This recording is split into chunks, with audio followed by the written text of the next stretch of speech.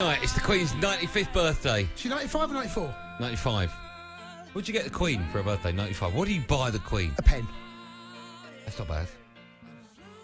Have to be a gold one. Pair of gloves. I'll get her a pair of gloves. That's a great idea. That's nice, isn't it? Yep. Here you go, Your Majesty. Some gloves. Oh, thank you very much. It's not Queenie's voice. It's better than what Jason bought me, that pen. Thank you. Useless big pen he bought me. Bought me a pair of rubber gloves, you nasty man. No, they're not rubber. Your Majesty, they're leather. Leather gloves I bought you. They're a bit weird. They go all the way up to my elbow. Oh, wrong one. Sorry. Let's take some calls, shall we? Off with his head. 717 22 33 44. Stephen Klobb's phoned up, Jay. He phoned up yesterday. Yeah. And he swore. Do you know what? I heard about this. We had to dump him. It was all over the internet, mate. Klobby. Let himself down, let his family down, Yeah, we'll go to Klobby in a minute. Phil, the Spurs fan's been waiting for a bit. Hello, Phil. Hey, how you going, guys? You all right? Yeah, we're good, Phil. How are you? Yeah, good, mate. Listen, before I go into my a few points, I just want to say, firstly, since March 23rd last year when we went into lockdown, you guys have been my absolute saviour. I mean, talkSPORT as a whole. Like, you know, a bloke sitting by himself alone in North London, listening to you guys have been absolutely fantastic. Oh, and nice. I've gone to sleep laughing to you guys, so it's all good, man. Oh, that's very kind of you. Thanks, Phil. Gone to sleep laughing. I mean, was it? We were. Yeah, literally. Can't work out whether we were good or bad. How does that work? Do you go like... How does that work? Pretty much. Just headphones on, listen to it, and just laugh and head off. Anyway. Can I ask, sorry, Phil, is it usually when Jason's talking that you fall asleep? No, it's all good, man. Anyway, I got three points, but there's none are more important than the other. But first off, I want to talk about how to sort out the penalty decisions where you're talking about was it a dive, was it not, and all that sort of thing. I grew up playing Aussie rules football, right? And I know it's a totally different code of football, but we had. You know, did you play the man or did you play the ball? That was the rule. And I think it's a radical thing to think of. It's like when you look at footy and you're like, well, did he mean to kick the ball or did he mean to kick the man? Right? And I think if you brought that in a football over here, I know it's a radical Oh, wow, he's been snored off. You can't do that to him. Phil. You can't do that to Phil. Phil's one of our best Phil's listeners. talking about Aussie rules football. Yeah, it wasn't us. We had nothing to do with that, Phil. Phil, I mean, you know... No, he's got the He's got the hat trick. Phil, listen, they're being unkind. It's, of course, nothing to do with me. What else did you want to say? I know you wanted to talk about a salary cap. Is that right?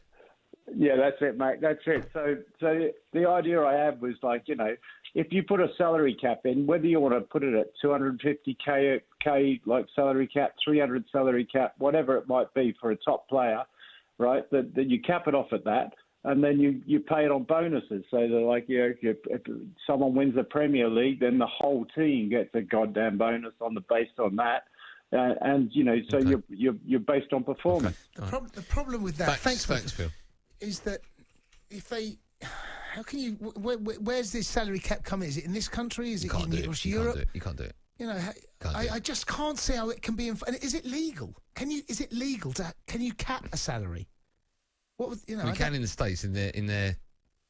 Can you? Well, you're something like you're allowed 3 big earners per team, aren't you? And then everyone MLS. Else. Yeah. Yeah, I mean that's just. That's not really football, is it? I don't know. I brought that up. Graham's a Liverpool fan. Hi, Graham. Hi, Graham. Oh, hiya. Hi, Graham. Right, you sound shocked. Yeah, I'm with John Barnes. You know, I'm like an ex-fan because, well, I'm still a fan, but I don't go to the match anymore. I don't pay to watch Sky. I don't buy any merchandise. I don't want to be exploited, you know.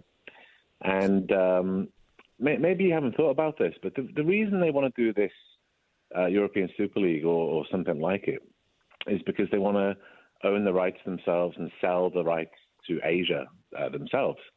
So if you imagine China, they've got all these American guys, the owners, they would have seen what the NBA does in China.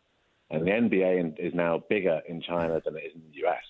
They make more money in China because in China there's 2 sports that are popular. One is basketball and the other is football. And the Premier League's never done very well in China because they've messed around with the broadcasting rights and they've never had a good partner. So what these guys want to do is they want to broadcast it into China.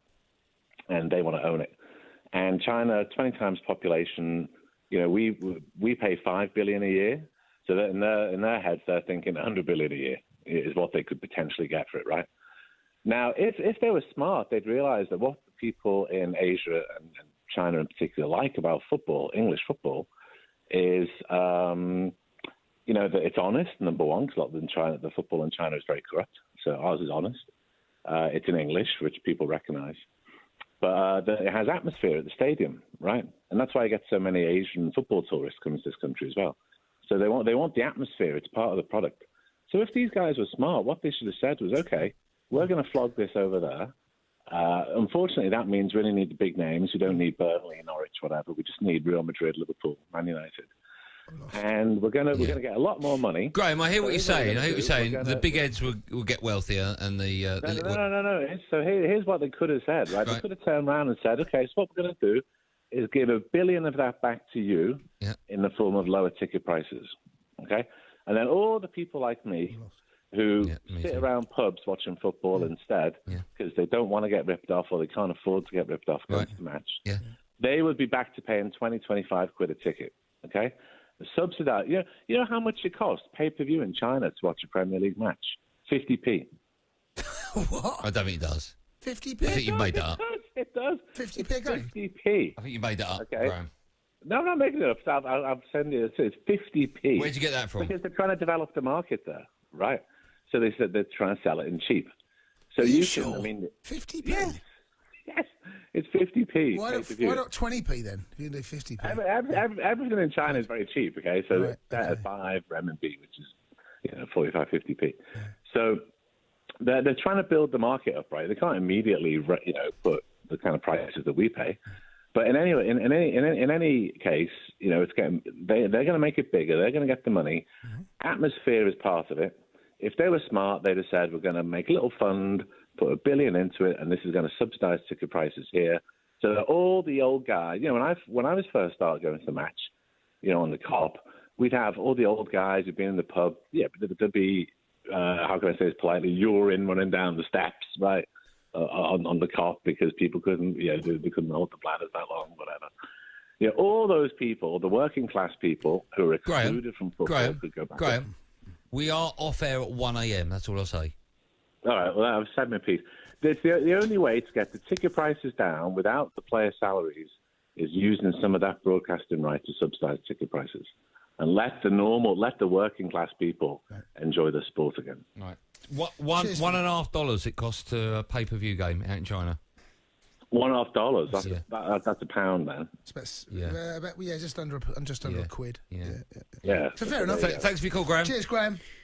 God dear. I mean, that was. What? Don't have a pop at Graham. I'm not having a pop at Graham. Why are you digging Graham? I'm not digging. He can't hear you anymore. I was clean shaven. Everyone. Look how long my hair's got. I put it in a ponytail. Oh, he was bored, wasn't he? Have we got time for Klobby, just quickly? Because Klobby, he let himself down. He let our listeners down. I heard. I did hear about it. It was disgusting, wasn't it? Are you surprised? Do you know I am, mate? Yeah, actually. me too. I am. Yeah. We got in trouble with the top pods here. They were all there. Why'd you let him on the show? Should ban him. Oh no! I know, it's terrible. Let's speak to him now. Right, Klobby. Okay. So Klobby, first of all, hold on. Just fingers in the dump button, everyone. Go on then, Klobby. I was worried now. Henry, I have to apologise and didn't realise what I said and everything. So I was actually asking many of my friends, and they said, "Oh, this is the reason." Oh, okay, I get it now. So that's done. Yeah. Okay. It was disgusting, though, Klobby. It was disgusting. Yeah, I was actually going to talk about the fact that I agree with what John Barnes says, and let's not kid ourselves, as I was saying last night, that they gave this up, not necessarily for the fans, because if you read between the lines of what John Henry said, he said that I've spoken to the stakeholders, I've spoken to those sponsors, because it was very interesting with Liverpool that during the evening, Liverpool were continually keeping a stance that they were not going to come out of this European thing. And then suddenly... No, they weren't. No, because... No, Klobby, that you've just made that up. No one came out last night and said anything. They were all on a Zoom call, and when the call finished, all the clubs issued a statement at the same time. Oh, well, I actually was following it on another thing. No, you weren't following anything, because nothing was said, Klobby. They were all in a meeting for like 3 hours.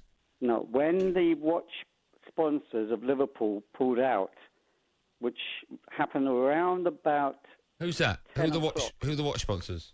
I can't remember. Seiko? They're sort of the main sort of sponsors for Liverpool when it comes to watch. Right. And they came out around about 10 o'clock and said that we're not going to be part of Liverpool anymore. And they actually gave a reason why, that they did not want to be part of this, and that it was obviously going to be not good for their products and stuff. And literally within 10 minutes, because I was following it on my mobile phone and everything, within 10 minutes, Liverpool suddenly said, right, okay, we're pulling out things. So because the meeting was over. Let's not kid ourselves that football is reliant on sponsorship. Sky are sponsored. No, they buy it. They don't sponsor it. They don't sponsor it. They buy it. Right, but they also need to have sponsors. You need to have sponsors to keep things going. Your Sky talkSPORT is sponsored by Betfair. Right. It's reliant on income, and that's part of it. Betfred, actually. Get your sponsors right. Betfred. Reliant on income, and that's part of it, Klobby. So that's what I'm saying. All businesses are. Basically, all these clubs are sponsored. If, for example, Liverpool had not pulled out, for sure, other sponsors would have started pulling out, because it's like a domino effect. One pulls out, the other ones start looking and thinking, what's your point then, Klobby? Sorry? What's your point then? My point is that, yes, it was fans as well, but it was more to do with business. I mean, these are business people. No, it was the fans. It was the fans, Klobby. No, it was not fans. Yeah, it was, because the reason the sponsors will be pulling out is because they saw how bad it was getting with regards to the fans. Exactly. So therefore, how much do you reckon that, say, for example, Liverpool would have lost if many of the... Yeah, but that's all to do with the fans, the uproar. They would have lost Klobby. Millions and millions and millions. No, but Klobby, listen, Klobby, an advertiser wouldn't want to be associated with, for argument's sake, a football club if there was uproar. No, Klobby, listen, Klobby, listen. It's all to do with good and bad PR, right?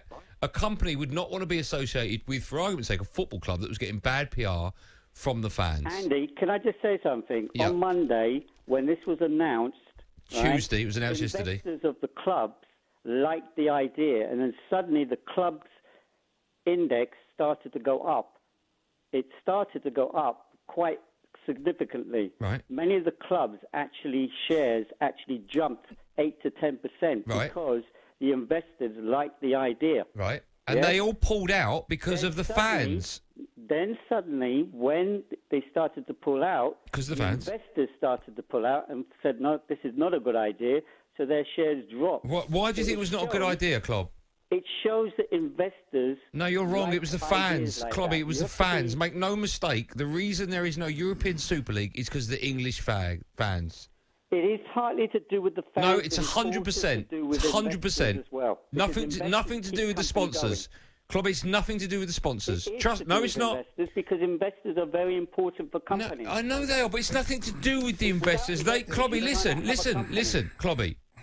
They pulled out because they saw how bad the PR was getting. They didn't want to be associated with the club. Exactly, that's what I'm trying to say. But that's only because of the fans, Klobby.